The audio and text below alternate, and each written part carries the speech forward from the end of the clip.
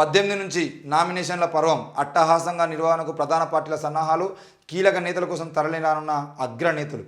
మరి లోక్సభ ఎన్నికల సమరంలో నామినేషన్ల పర్వానికి ముహూర్తం సమీపిస్తుంది. ఎంతో కీలకమైన ఈ ఘట్టానికి అట్టహాసంగా నిర్వహించేలా ప్రధాన రాజకీయ పార్టీలు ఏర్పాట్లు చేసుకుంటున్నాయి. ఈ నెల 18వ తేదీన నోటిఫికేషన్ వెలువడనున్నది. అదే రోజున నామినేషన్ల ప్రక్రియ ప్రారంభంగానున్నది. అప్పటి నుంచి 25వ తేదీ వరకు కొనసాగనుంది. 26న పరిశీలన, 29న ఉపసంహరణ గడువు ఉండనుంది. నామినేషన్ల దాఖలకు ఈ నెల 25 వరకు గడువు ఉన్నా సరే, ఎక్కువ మంది తొలి రోజుల్లోనే మంచి రోజులు ఉన్నాయని భావిస్తూ నామినేషన్ దాఖలు చేసేందుకు అభ్యర్థులు ఏర్పాట్లు చేసుకుంటారు. అయితే ఈసారి మాత్రం ప్రధాన పార్టీలైన కాంగ్రెస్, బీఆర్ఎస్, బీజేపీ పార్టీలు నామినేషన్ల ప్రక్రియను భారీగా నిర్వహించేందుకు ప్రత్యేక ఏర్పాట్లను చేసుకుంటున్నట్టు తెలుస్తుంది.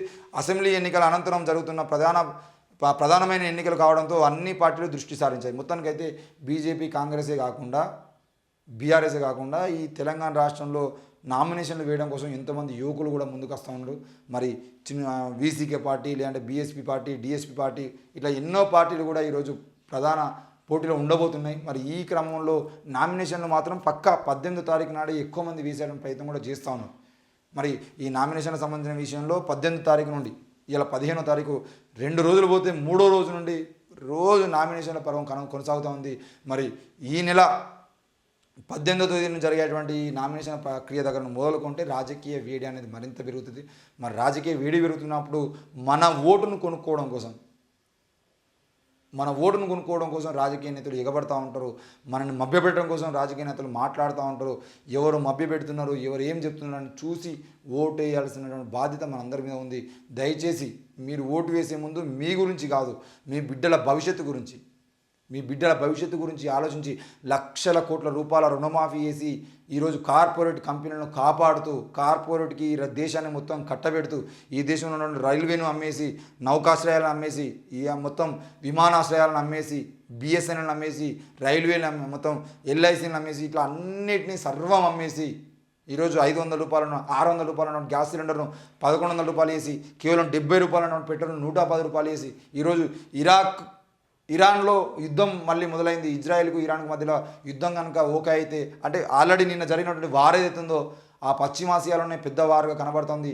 మరి ఆ వార్ కనుక ఓకే అయితే మళ్ళీ 5 నుండి 10 రూపాయల పెట్రోల్ రేట్లు పెరిగేటువంటి అవకాశాలు ఉన్నాయి. మరి ఇంత పెరుగుతున్నప్పుడు ఎందుకు ట్యాక్స్, కేంద్రం విధించే ట్యాక్స్ కానీ రాష్ట్రం విధించేటువంటి ట్యాక్సెస్ రూపాయలకు సంబంధించిన విషయంలో ఎందుకు వీళ్ళు తగ్గించడానికి ప్రయత్నం చేస్తలేరు? వీళ్ళ ఆదాయం చూసుకుంటున్నాం కానీ ప్రజల మీద భారం పడుతుందనే విషయంలో ఎక్కడ ఎందుకు ఆలోచించట్లనే విషయాన్ని కూడా మనందరూ ఆలోచించి ఓటు వేసే ముందు మీరు పార్టీని చూడకుండా స్థానికంగా ఎవరు పనిచేస్తారు, ఈ పార్టీ నాయకుడు అయితే రేపు పొద్దున బీజేపీ అధికారంలో ఏదైనా తప్పు చేస్తే ప్రశ్నిస్తారా లేదా అనే విషయం కూడా ఆలోచించి ఓటు వేయాల్సిన అవసరం ఉందని చెప్పేసి చెప్తాను. వాంగ్మూలాలే కీలకం. ఫోన్ ట్యాపింగ్ కేసులో ప్రత్యామ్నాయ మార్గాలపై దర్యాప్తు బృందం అన్వేషణ, పలువురు వాంగ్మూలాలను బలమైన సాక్ష్యాధారాలుగా మలిచే యోచన. ఇప్పటికే దాదాపు 35 మంది నుంచి స్టేట్మెంట్ల సేకరణ, అనాధికారిక నిఘా, నగదు అక్రమ తరలింపుపై ఆరా. ప్రధాన అనుమానితులు ఇంకా పరారులోనే ఉన్నారు. ఊహాజనిత కథనాలతో మీడియా ప్రజలను అయోమయంలో పడేయద్దు. వెస్ట్ జోన్ డీసీపీ ప్రకటన. అరే మీడియా ప్రజలను అయోమయంలో పడేయద్దు అంటే మీడియా మొదటి నుండి చెప్తుంది కదా, ఈ రాష్ట్రంలో ఫోన్ ట్యాపింగ్ జరుగుతుంది, ఈ రాష్ట్రంలో ప్రతిపక్ష నాయకులపై నిఘా పెట్టిరు అని చెప్పేసి మీడియా చెప్తుంది కదా. ఈరోజు ఈ వార్త ఇంత పెద్ద వైరల్ అయింది. ఆనాడు రేవంత్ రెడ్డి చెప్పినటువంటి మాటలు మీడియా సించకపోతే ఎవరు సించారు? మీరు ఆందోళన పెట్టద్దు, అయోమయంలో పడేయద్దు అని అంటే, అవును భయ్, ఫోన్ ట్యాపింగ్ చేయించిన వాళ్ళు ఎవరు, ఆ రాజకీయ నాయకుడు ఎవరి స్వార్థం కోసం చేయించరు అనేది మీరు బయట పెట్టండి. మీడియా అనేది బయట మాట్లాడకుండా ఉంటుంది. మీకు పూర్తి సమాచారాన్ని బయట పెట్టడం చేత కాదు. అసలు వీళ్ళు ఏం మాట్లాడుతున్నారు రిపోర్ట్లో అది చెప్పడం సాత కాదు. తాపుకోసారి ప్రణీత్ రావు అంటారు, లేదంటే ప్రభాకర్ రావు అంటారు, లేదంటే భుజంగరావు అంటారు, లేదా తిరుపతి అంటారు. ఒక్కొక్కరిని తీసుకొచ్చి ఒక్కొక్కరిని ఇక్కడ పెడతారు. మళ్ళీ తర్వాత ఇది మాకు సంబంధం లేదని చెప్పేసి మాట్లాడతారు. అసలు వీళ్ళందరినీ నడిపించినటువంటి రాజకీయ నాయకులు ఎవరి స్వార్థం కోసం ఫోన్ ట్యాపింగ్ చేసారు, ఆ విషయాన్ని బయట పెట్టండి. ఆ విషయం బయట పెట్టకుండా మీరు మిగతా ముచ్చట్లన్నీ మాట్లాడితే ఎవరినాలి?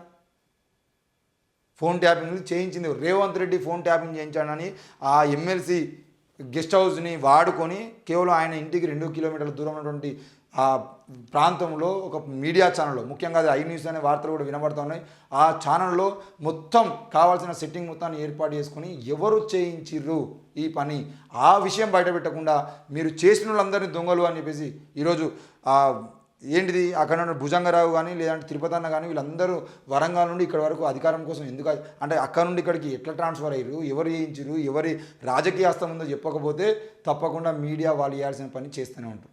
మీడియా బయట పెట్టాల్సిన విషయాలు కూడా మీడియా బయట పెడుతుంది. కమలం మేనిఫెస్టో కాలం చెల్లిన చెక్కు. ఈసారి బీజేపీకి 2004 నాటి చరిత్ర పునరావృతమవుతుంది. రాహుల్ నేతృత్వంలోని కాంగ్రెస్ను గెలిపిస్తేనే కష్టాలు తీరుతాయని ప్రజలు ఎదురు చూస్తున్నారు. ఎక్స్ వేదికగా ముఖ్యమంత్రి రేవంత్ రెడ్డి వ్యాఖ్యలు. మోడీ గ్యారంటీ, శుష్క ప్రియాల వ్యారంటీ. బీజేపీ పాత హామీలకే దిక్కులేదు, రైతుల ఆదాయం రెట్టింపు అయిందా?